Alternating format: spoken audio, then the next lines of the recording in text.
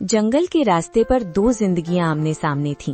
एक तरफ रमेश था, जिसकी सफलता की चमक चोरी और लालच से बनी थी, और दूसरी तरफ मोहन, जिसकी ईमानदारी ने उसे थका तो दिया था पर झुकाया नहीं था। रमेश को देखते ही मोहन ने अपनी फटी चादर सही की, पर रमेश की नजरों में छिपे तानों से वो खुद को नहीं बचा सका।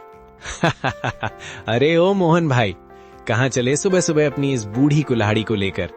फिर वही सूखी टहनियां ढूंढने? मरे हुए पेड़ तो अब शमशान में भी नहीं मिलते, तुम अब भी जंगल में उन्हें खोज रहे हो। राम राम रमेश भाई, बस कर्म कर रहा हूँ, नसीब में जो होगा मिल जाएगा। नसीब? अरे भाई, नसीब हाथों की लकीरों में नहीं, कुल्हाड़ी की धार में होता है। देखो मेरी गाड़ी ताजी लकड़ियों से लदी है, शहर पहुंचते ही गड्डियां हाथ में होंगी, और तुम्हारी हड्डियों की गिनती दूर से हो रही है। सुना है कल मंडी से खाली हाथ लौटे थे, बच्चों ने कल भी पानी पीकर रात काटी होगी। मोहन, आंखों में हल्की नमी पर आवाज में सख्ती। मेरे बच्चे क्या खाकर सोए, ये मेरी और मेरे रब की बात है रमेश, पर कम से कम उन्हें ये तो पता है कि उनका बाप किसी के हक की लकड़ी काटकर घर नहीं लाता। रात को जब मैं सोता हूँ तो मुझे परिंदों के उजड़े घोंसलों की चीखें सुनाई नहीं देती। रमेश ताने मारते हुए। आदर्शों से पेट नहीं भरता मोहन, ये जो तुम ईमान ईमान की माला जपते हो ना, इसी ने तुम्हें इस हाल में पहुंचाया है। तुम्हारी विमला बेचारी फटी साड़ी सिल सिल कर थक गई है, और तुम यहाँ जंगलों में भूत बनकर घूम रहे हो। लोग तुम्हें ईमानदार नहीं, मूर्ख कहते हैं। थोड़ा दिमाग चलाओ, मेरी तरह हरे पेड़ काटो, 2 दिन में घर की छत बदल जाएगी। वरना याद रखना, भूखे पेट वाले की शराफत को दुनिया कायरता कहती है। शायद तुम सही कहते हो रमेश, दुनिया के लिए मैं मूर्ख हूँ, पर जिस दिन मैं अपनी भूख मिटाने के लिए हरे पेड़ काटने लगा, उस दिन मुझ में और तुम में क्या फर्क रह जाएगा? तुम्हारी तिजोरी भर रही है, पर तुम्हारी रूह खाली होती जा रही है। मेरी कुल्हाड़ी सिर्फ लकड़ी काटती है, किसी की दुआएं या किसी जीव का घर नहीं। तू अपनी गड्डियां गिन, मैं अपना सुकून ढूंढता हूँ। जाओ जाओ, ये सुकून तुम्हें ले डूबेगा।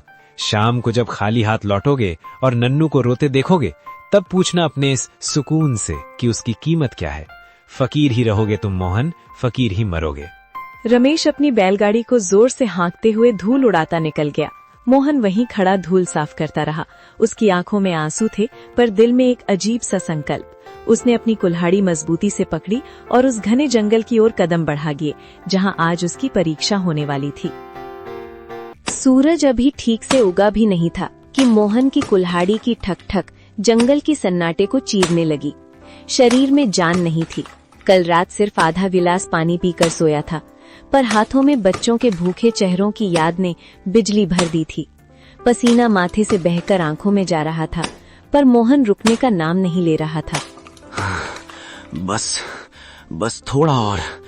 आज अगर ये गट्ठर बड़ा होगा तो शहर की मंडी में अच्छे दाम मिलेंगे। नन्नू के लिए आज सूजी ले जाऊंगा। बेचारा बच्चा कल रात रोते रोते सोया है, और दीपू की चप्पलें भी तो टूट गई हैं।